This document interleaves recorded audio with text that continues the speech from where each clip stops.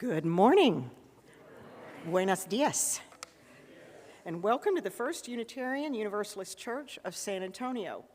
Our weekly worship is where we connect, share information, and inspiration. My name is Karen Davis. I've been a member here since 2007. I am currently a member of the choir, the membership committee, and the committee on shared ministry. Let's acknowledge this geographic place where we are currently located, Yanaguana, the home and traditional lands of the Coahuiltecan people, the original and indigenous stewards of this land to which we all belong, now called San Antonio, Bexar County, and Texas. At our church, we strive to enact a universal love that binds us in mutual care and affection, especially in our work for justice for all and for our planet. Our faith is all-inclusive, and all means all. If you are new to us or visiting for the first time today, we welcome you to fill out a visitor's card. We'd like to get to know you and follow up with you. Wherever you are on your life's journey, we hope you will find our place with us. Thank you. Oh, I'm sorry. So we have the passing of the peace. We invite everyone to get up, talk to the people around you, both people you know and people you don't know.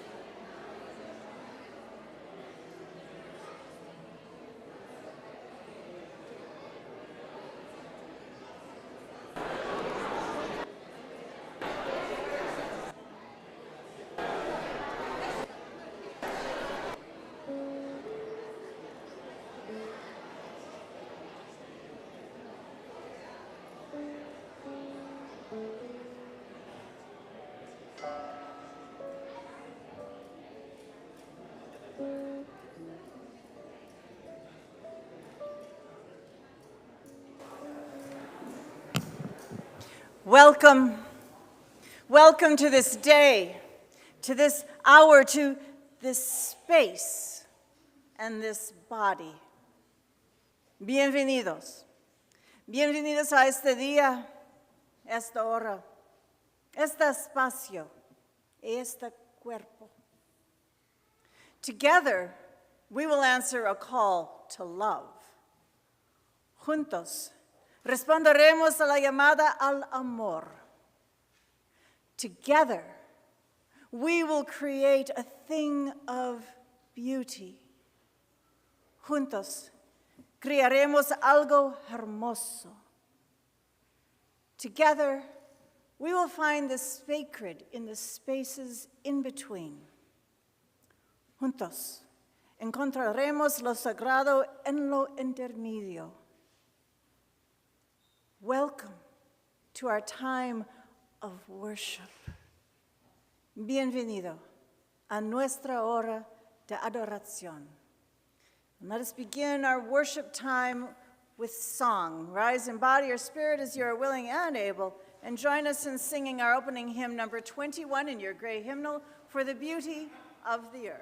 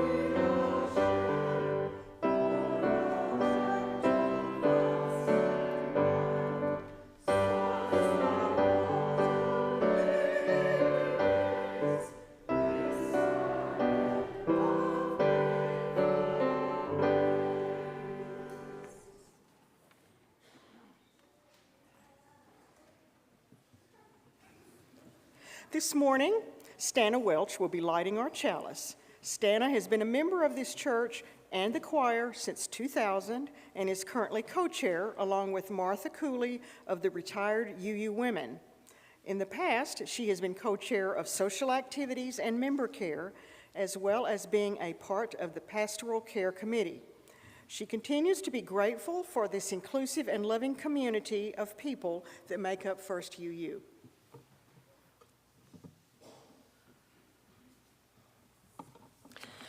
As we light our candle this week, we imagine the lights that shine within each of us. We each have intention, we each have experience, we each have thoughts, we each have feelings, and we each have wisdom. May the flame of this chalice remind us to be in touch with those best and most unique lights of our own being, and to bring them into this room today and into all that we do in the world.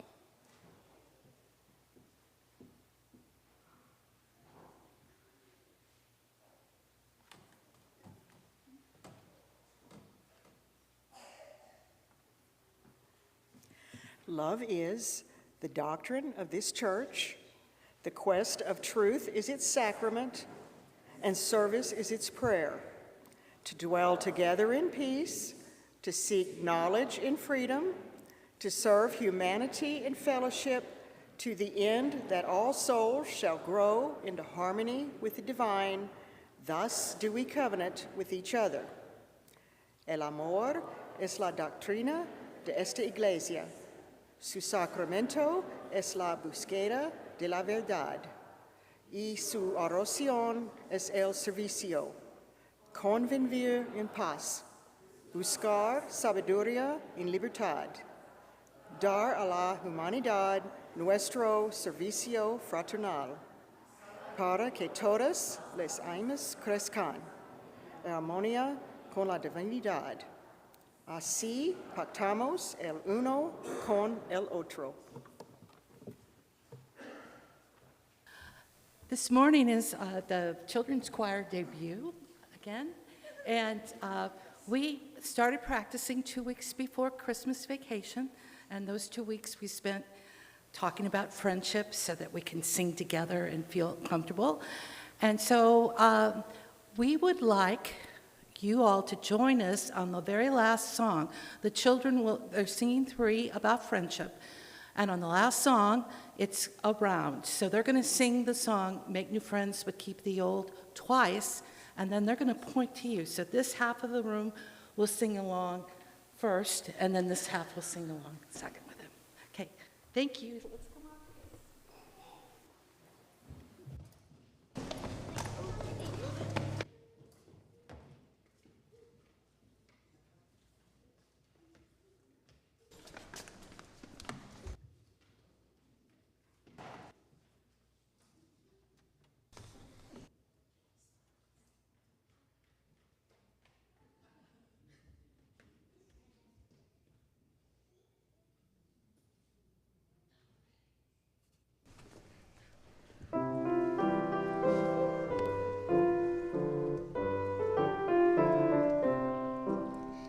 Buenos días, amigo.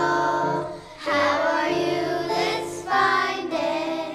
Would you like to learn a new song? We will teach it to you.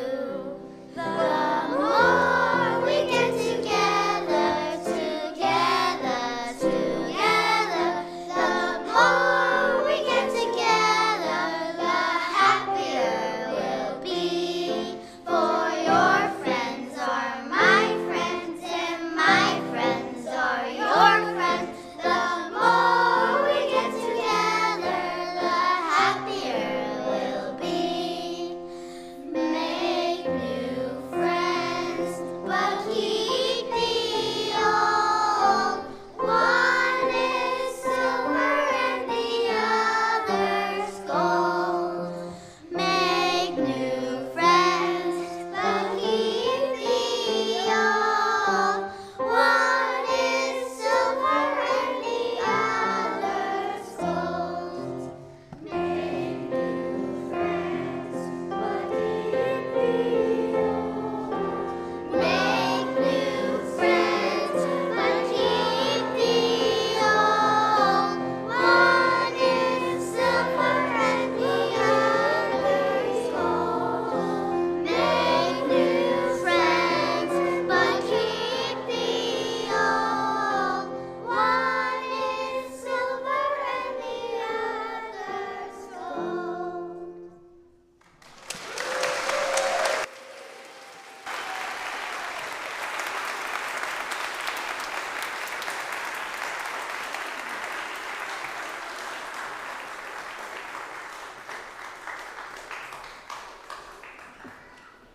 Absolutely amazing.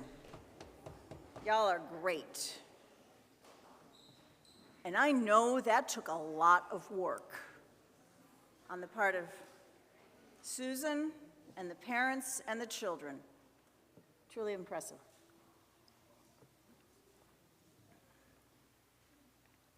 This world is so beautiful and yet so bumpy. And it seems as if our lives take place in between the balance of the beauty and the bumps, and our hearts fill up with commensurate joys and sorrows.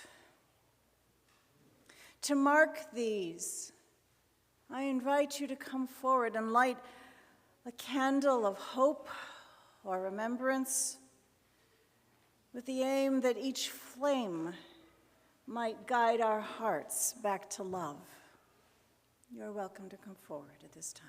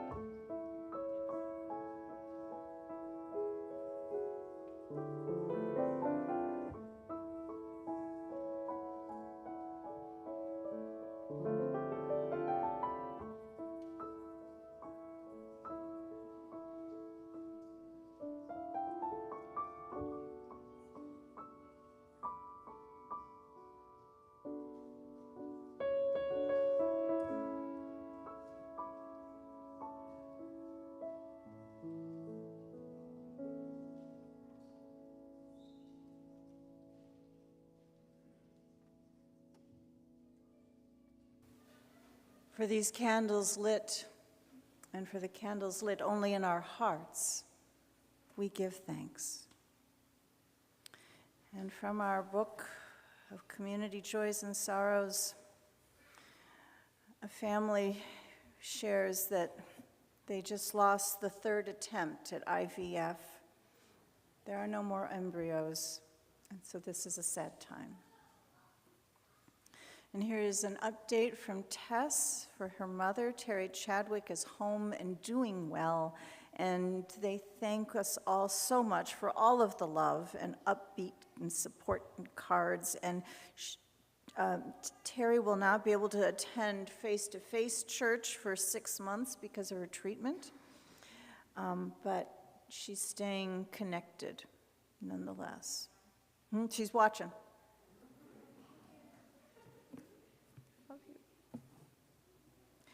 Also, Connie Reyes is so happy to be back and wonders if anyone would like lunch. I am grateful for Karen Emerson's generosity. Whoop. Hi, Connie. Okay, about lunch, back there. I am grateful for Karen Emerson's generosity. She donated a love seat from my office yesterday.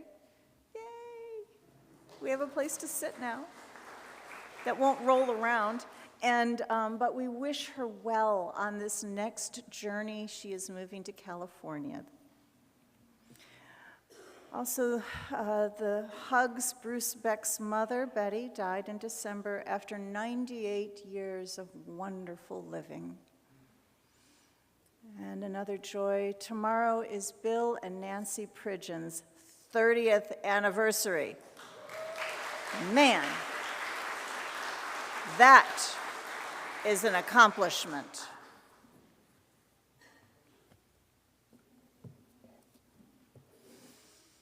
And now, let us follow our breath into those places that we might have rushed over all week.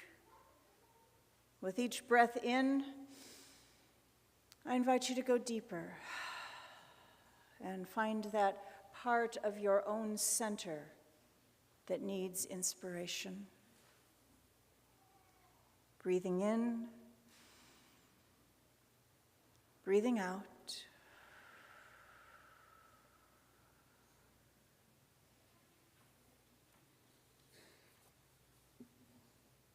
Here's a story. Once upon a time, you sat in a quiet time, in a quiet place, and you had a conversation about what was good and what was hard. You spoke your heart's truth, and no one interrupted you, because you were speaking to the stars and your ancestors and the person you once were and the person you hope to be. You were having a conversation with what some people would call God.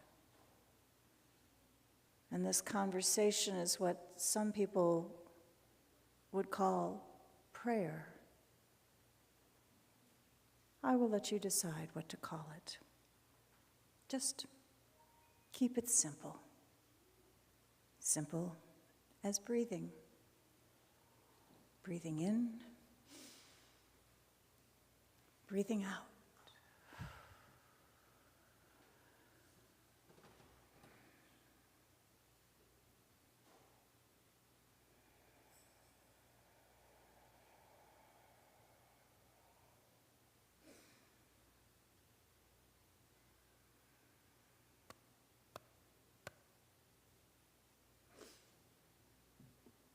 Blessed be, and amen.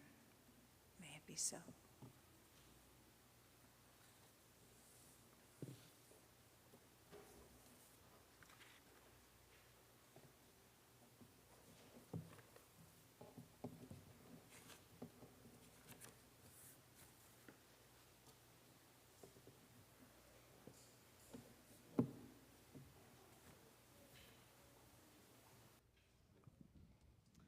Hello, my name is Bridget Laflin. I'm the Director of Religious Education here, and it is time for our story wisdom. So I would like to invite anyone who would like to come up front if you want to be closer.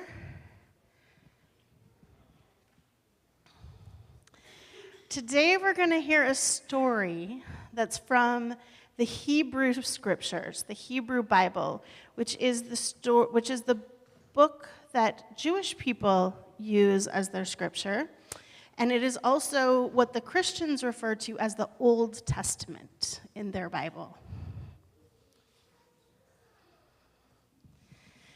So this is a story called Daniel in the Den of Lions.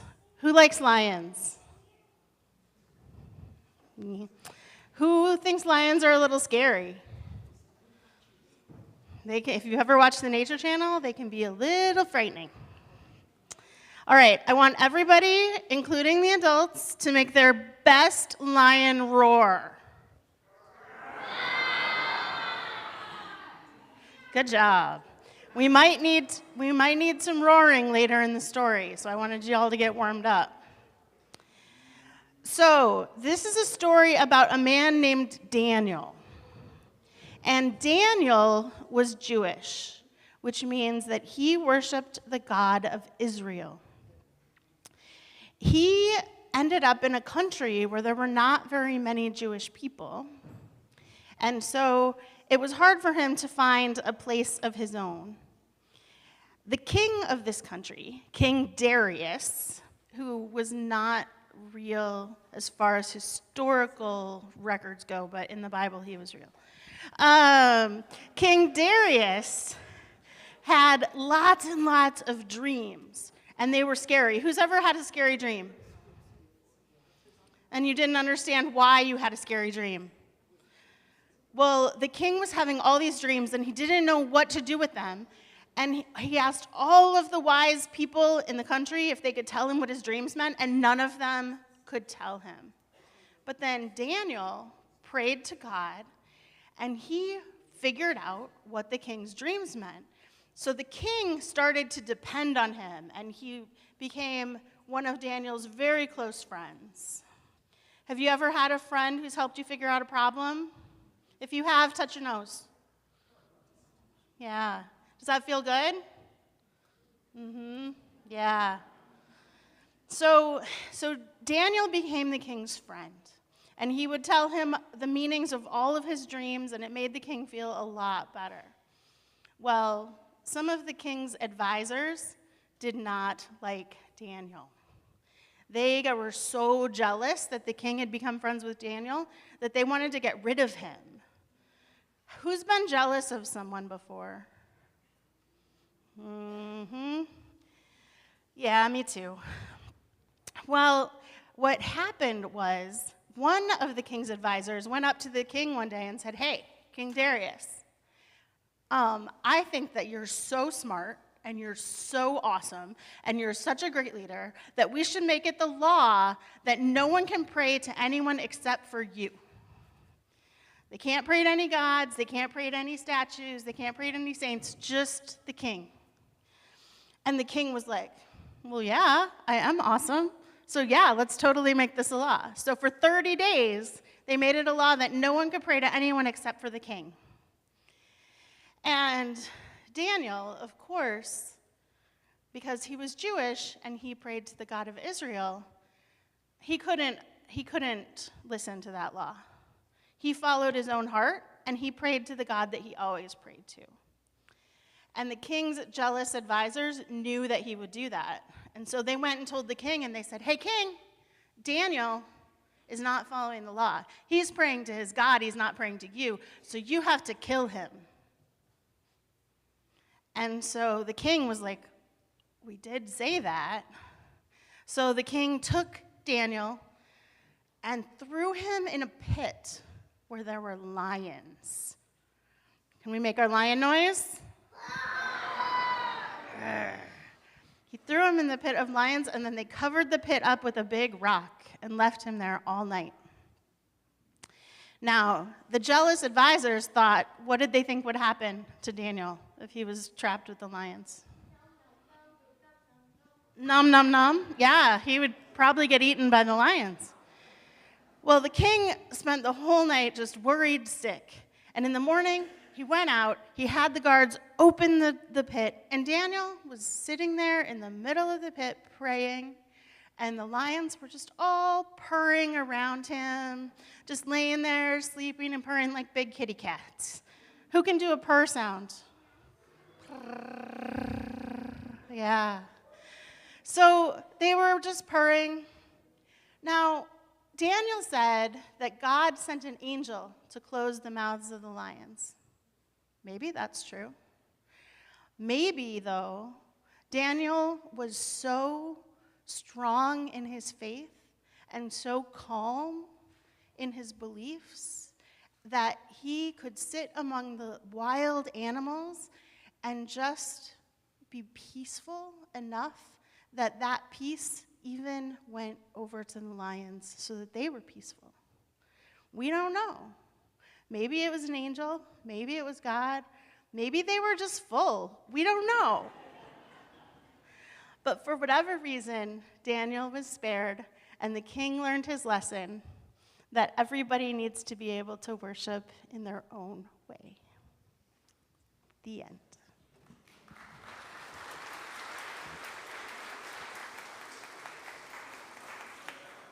Now the children can come outside to the playground, or they can stay and sit with their families.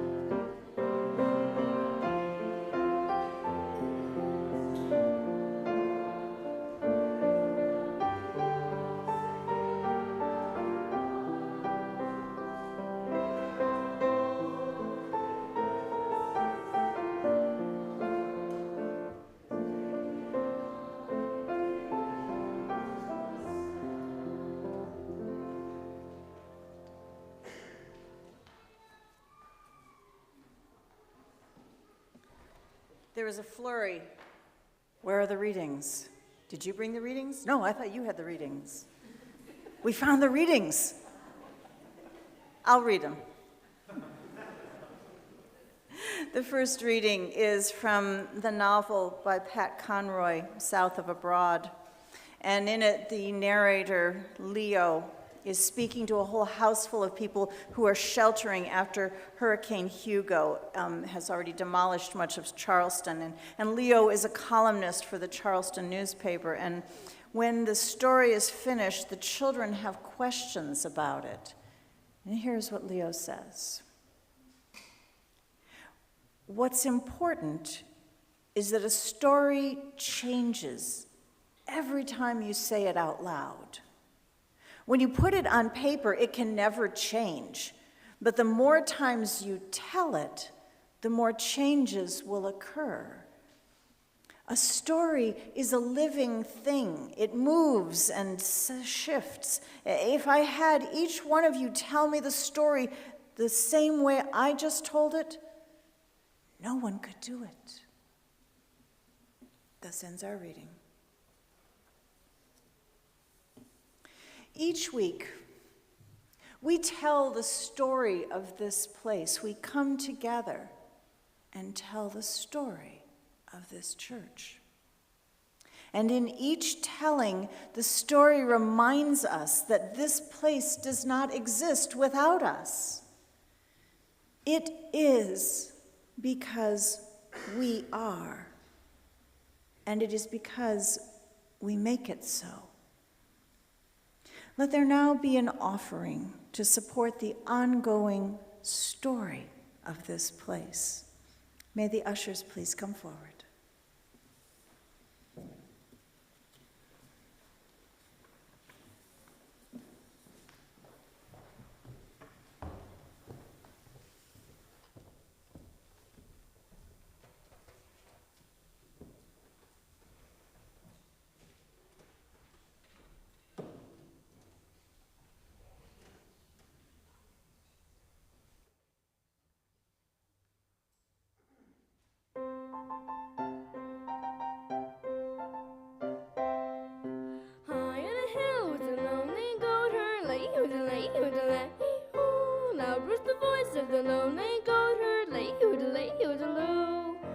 Folks in the town that was quite remote, her lay-hoo-de-lay-hoo-de-lay-hoo. Lustily and clear from the goat's her throat, her lay-hoo-de-lay-hoo-de-loo. Oh, lady-hoo-de-lay, oh, lady-hoo-de-lay, oh, lady-hoo-de-lay, oh, lady-hoo-de-lay, oh, lay. A prince on the bridge of a castle moat, her lay-hoo-de-lay-hoo-de-lay-hoo. Men on a road with a load to tote, her lay-hoo-de-lay-hoo-de-loo. Men in the midst of a table dote, her lay-hoo-de-lay-hoo-de-lay-hoo. Men drinking beer with a foam afloat, her lay-hoo-de-lay-hoo-de-loo. Oh, lady-hoo-de-lay, oh, lady-hoo-de-lay, oh, lady-hoo-de-lay, oh, lady-hoo-de-lay, oh, lay. One little girl in a pale pink coat, her lay-hoo-de-lay-hoo-de-lay-hoo. She yielded back to the lonely goat, her lay-hoo-de-lay-hoo-de-loo. Soon her mamma with a gleaming gloat, her lay-hoo-de-lay-hoo-de-lay-hoo.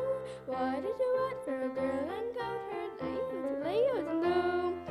Oh, lady-hoo-de-lay, oh, lady-hoo-de-lay, oh, lady-hoo-de-lay, oh, lady-hoo-de-lay, oh, lay. Happy are they, lily-o, lily-lay-o, lily-o, lily-lay-hoo. Soon the duets will become a trio, lay-hoo-de-lay-hoo-de-loo. Delay, oh delay, oh delay, oh delay, oh delay, oh delay.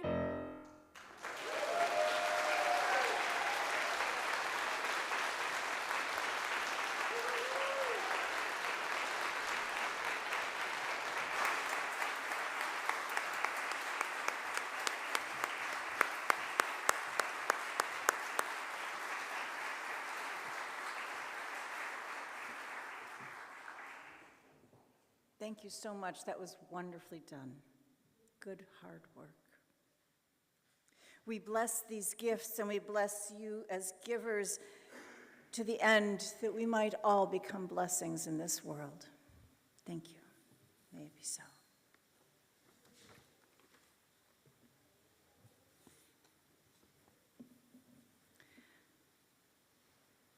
Our second reading comes from the work of the writer A.S. Byatt in her novel, The Djinn in the Nightingale's Eye. She had sat in Sunday school hearing a fly buzzing against a smeared high window in a vestry and hated the stories of St. Paul and the other apostles because they were true, they were told to her as true stories, and this somehow stopped off some essential imaginative involvement with them, probably because she didn't believe them. If required to believe they were true. Perhaps those versions that failed the truth test are just as sacred as the consecrated ones, or perhaps the told narrative, the one that changed every generation or so, might evoke the true sacredness of the story even more readily. What do you think?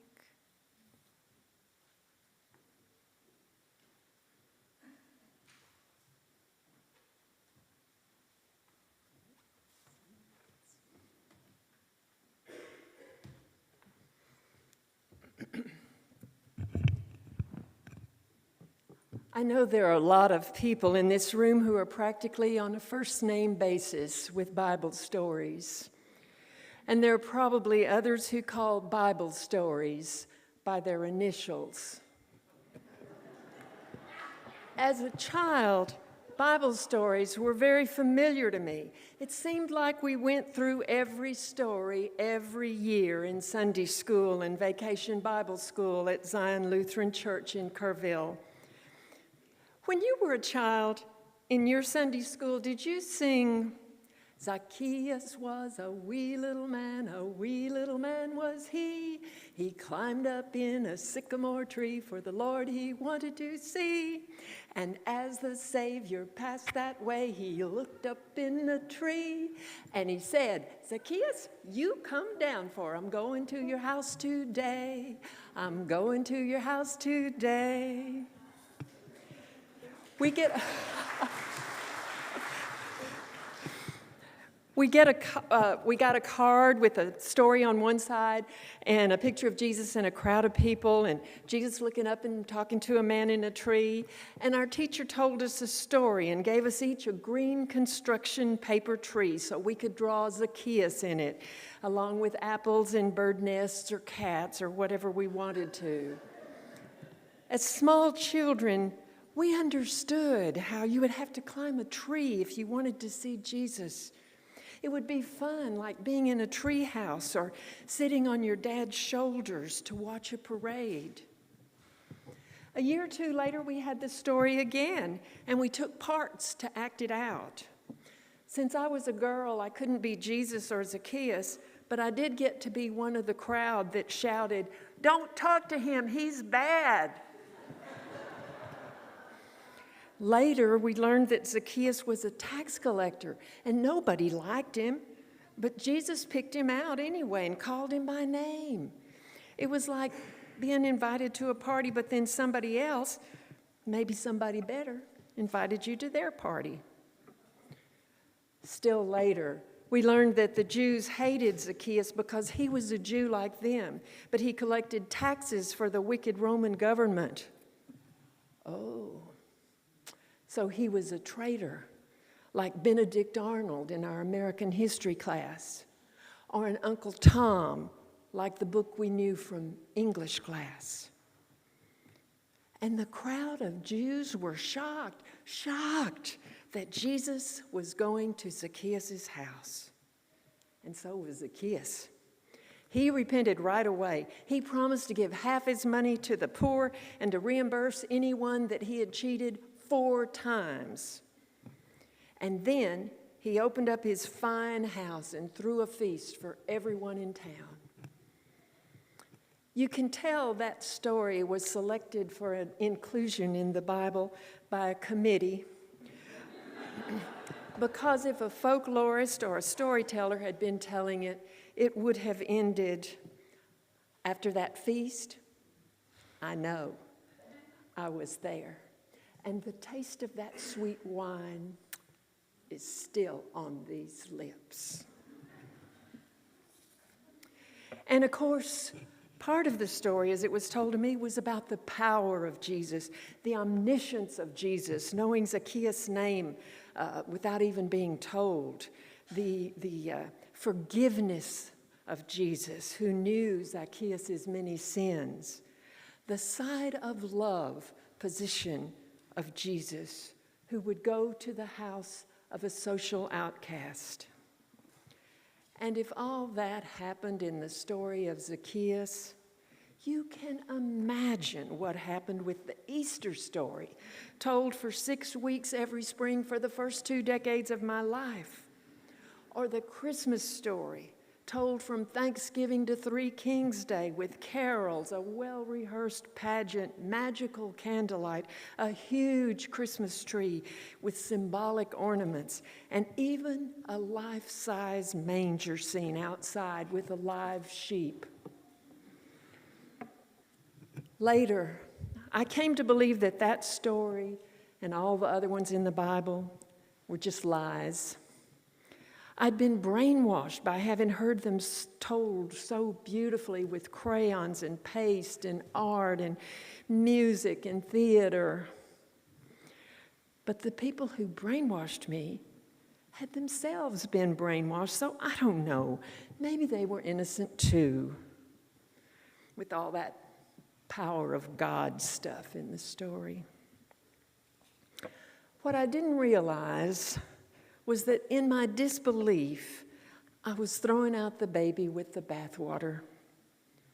The story was a great story.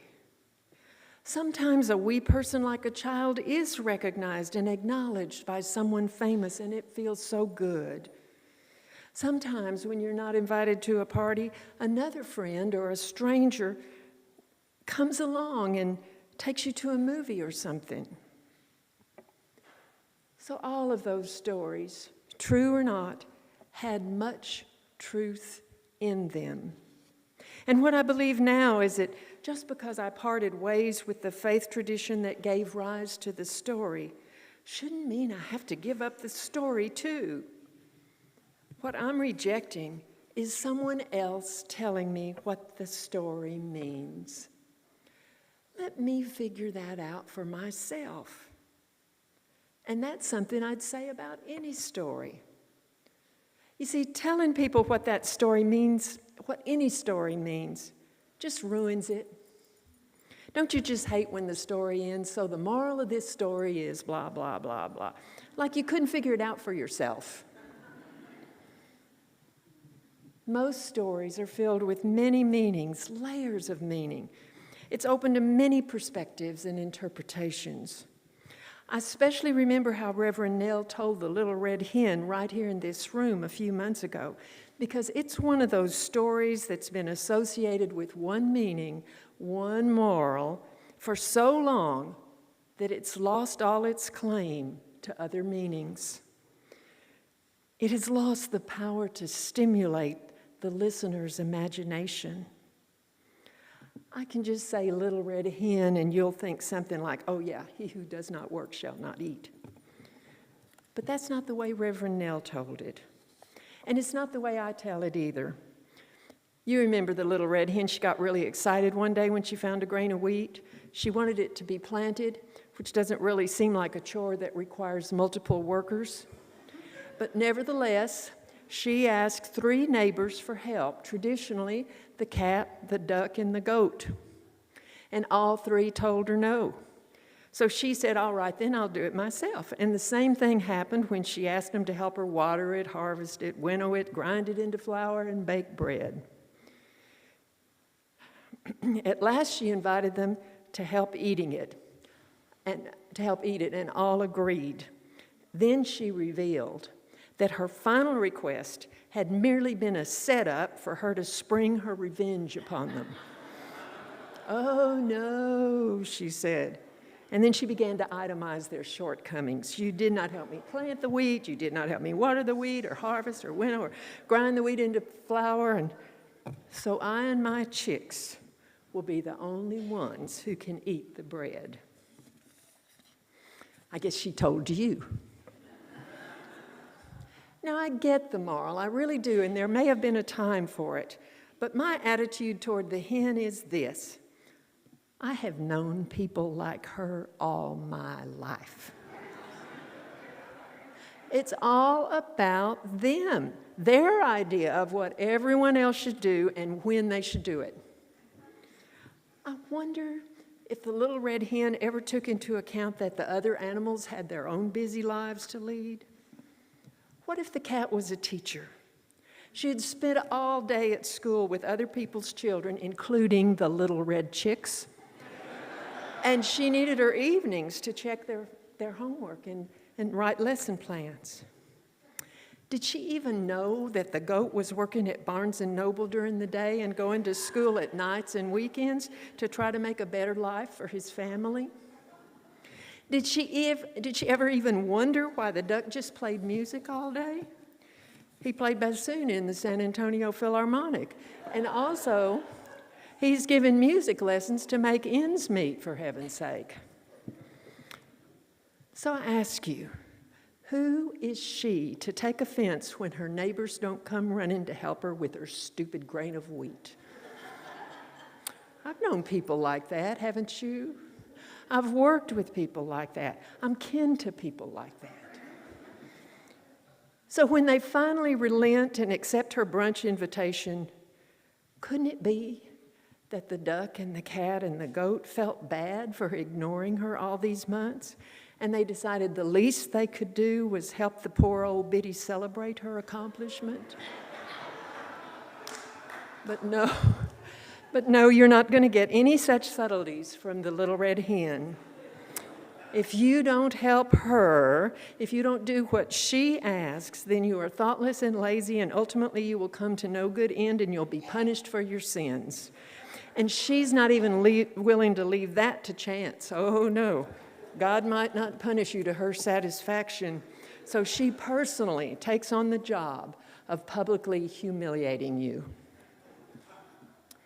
What I'm saying is that by telling this story with a single goal, a moral stated at the end, we remove all the other possibilities for how the story might play out, or what it might say to different listeners, or to the same listener at different ages. And what kind of moral is that anyway? He who does not work shall not eat.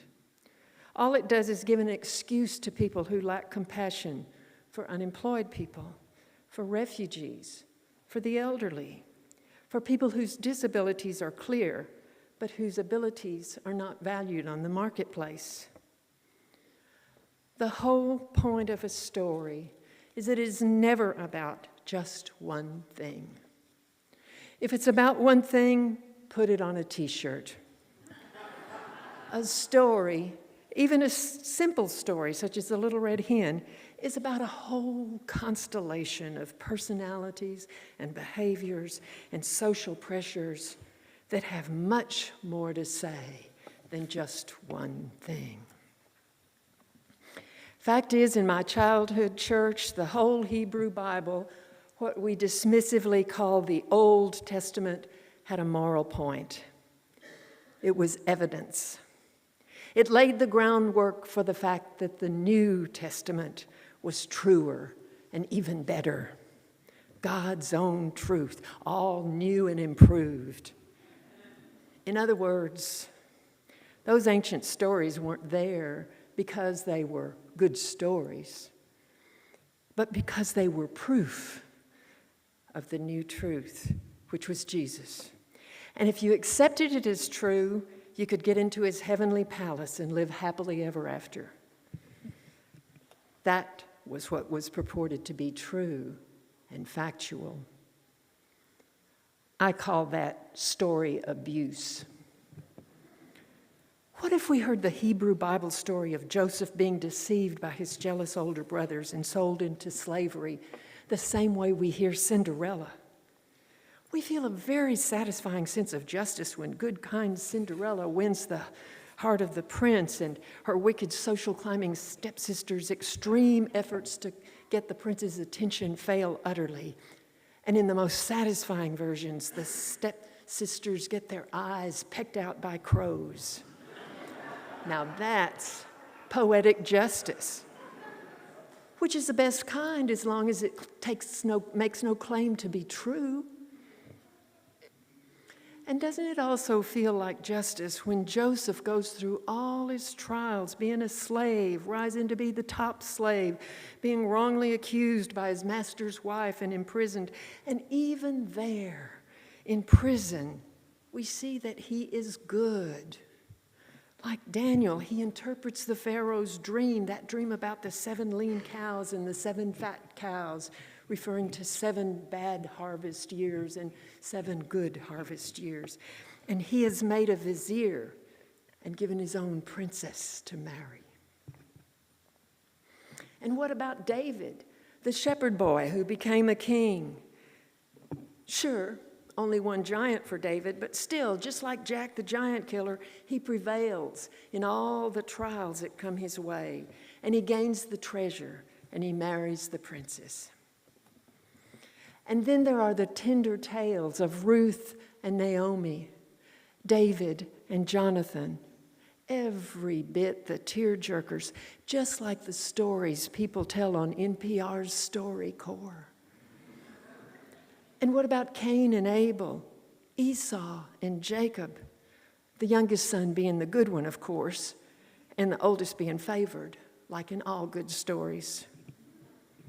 There's the great flood with all the animals, the snake in the garden, and Adam and Eve being kicked out. Noah's Ark, all those plagues sent to Egypt, and Moses parting the sea with his rod. Jonah and the whale, Daniel in the lion's den, the miracle, no, the magic of the loaves and fishes. And those forbidden acts, Lot's wife looking back against God's orders and being turned into a pillar of salt. It's like Pandora being told, don't open that box. Or Bluebeard's bride unlocking the forbidden door and discovering the truth. For Happy Endings comedy, there's Moses' mother and sister hiding him in the rushes, and then him being found by the princess. And there's Abraham when he's sent to kill his son Isaac, then relieved of that duty by Yahweh, who was acting kind of Little Red Hen-ish, don't you think? And for tragedy, there's the anguish of Job and the crucifixion of Jesus and the resonant sorrow of his mother. They are all good stories.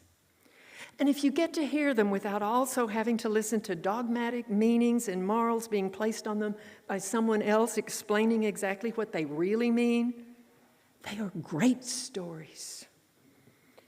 If you're not forced to believe they're true and historical and evidence of some tenet of somebody else's faith, but hearing them in the same way we hear other stories, that's also hard to do because they've come down to us with all that baggage, and by now, unloading it is almost impossible. And that's the other side of this coin. Some of the baggage is tradition, added after the books of the Bible were collected and selected, added by popes and preachers and Sunday school curriculum writers. But some of it got written into the text. Whoever was writing the story down, and whenever they wrote it down, after it had been told orally for decades or centuries, that person put into the story their contemporary interpretation, just like the recorder of the Little Red Hen. And that's the part that's so hard to ignore. Haven't you heard people say, it's in the Bible?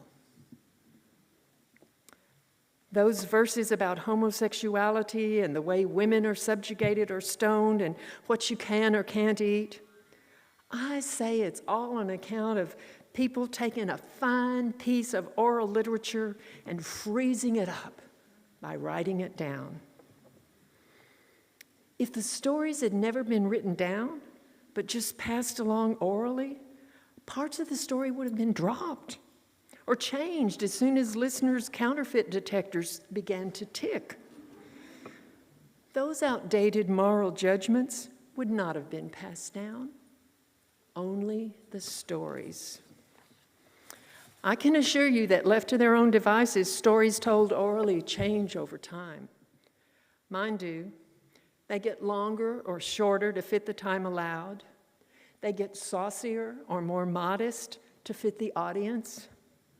I learned something new about shoemakers or tinkers, or something about an animal or a tree, and the new knowledge makes its way into the story. I forget a part, and it stays forgotten. Someone asks a question or tells me something that changes the way I think of a character, and next time I tell it, it's different. If I may, I'd like to tell you a Bible story from an oral tradition so you can hear the difference. In 1994, I was on staff at UTSA's Institute of Texan Cultures, a museum you remember from fourth grade field trips, but I hope you've been there sometime since then. It's a museum about immigration and about the cultures who were already in Texas when immigrants began to come. We were interviewing black cowboys for a new video, and my job was just to stay with them while our videographer called one or two out for an interview. The youngest, Willie, was in his 60s, and the oldest two were in their 90s. And those wiry old guys still worked on the same big ranch on the coastal plains. All day, I got to listen to them talk as they reminisced about horses and cattle and each other. And if it was quiet for a minute, Tony would start a hymn, and everyone would join in. At one point, someone asked Reverend Mac Williams, age 91, to tell a story. Reverend Mac was a cowboy, but he preached on Sundays. He picked the prodigal son's story. And in Reverend Mac's tale, there was a horse named Old Grace. Because I guess it would never occur to a cowboy that anyone would even think about leaving home without a horse.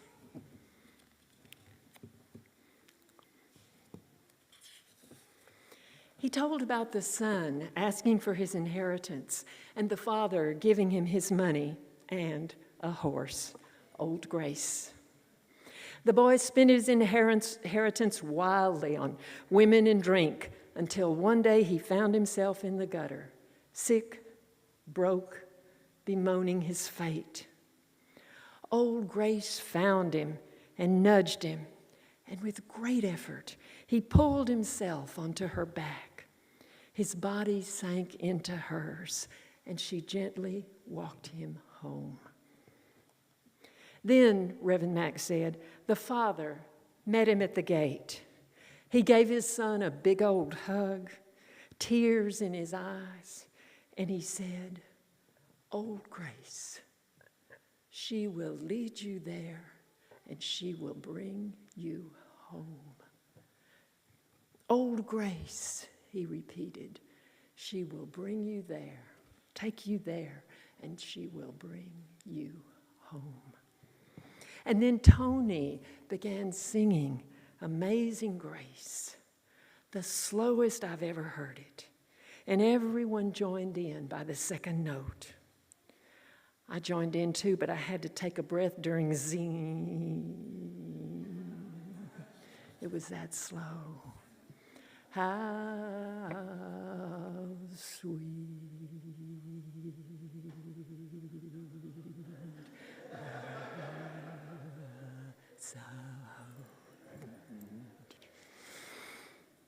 Hearing that story, singing with them, I would not trade that day for all the world.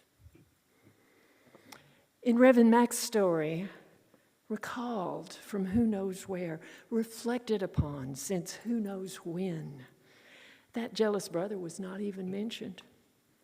For Reverend Mac, or perhaps from some Reverend before Mac, someone he heard it from, it didn't matter.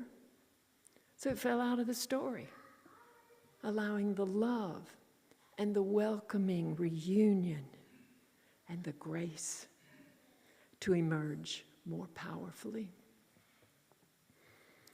That was not a story Mac had read, at least not recently. It was a story he heard and remembered.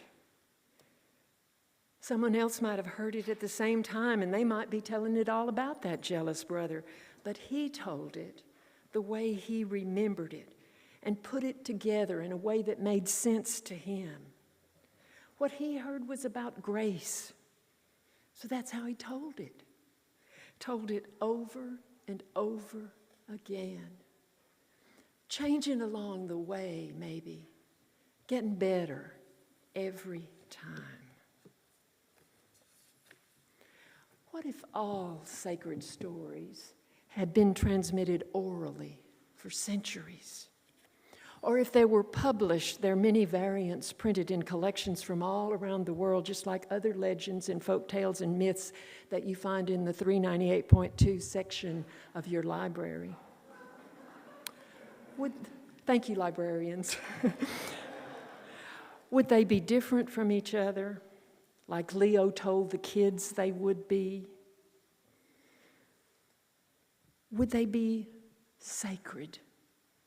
Would they still be sacred? Oh, you bet they would. They would have powerful meaning for our day and time, for now. I don't think they would fall short at all. In fact, I think they just might be the greatest stories ever told. Amen. So be it. Blessed be.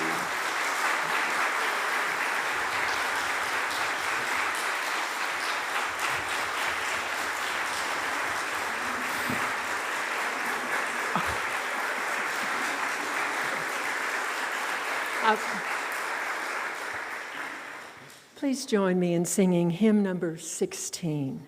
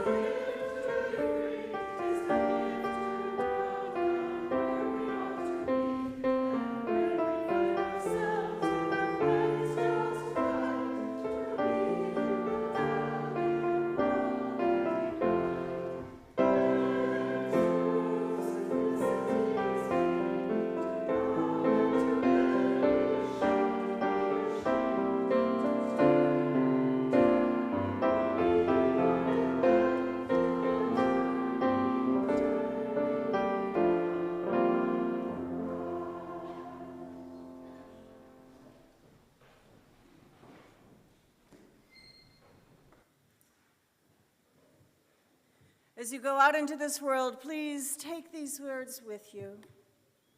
Al salir a este mundo, lleva estas palabras contigo. You carry in your bones the dust of stars. Tú llevas en tus huesos el polvo de las estrellas. Your blood contains all the oceans of the world. Tu sangre contiene todos los océanos del mundo. Your breath is shared by all of the plants to create our atmosphere. Tu respiración es compartida por todas las plantas para crear nuestra atmósfera. You are lovely. You are loving. You are loved. Eres encantador. Amas a los demás. Eres amado. Go in peace. Ve en paz.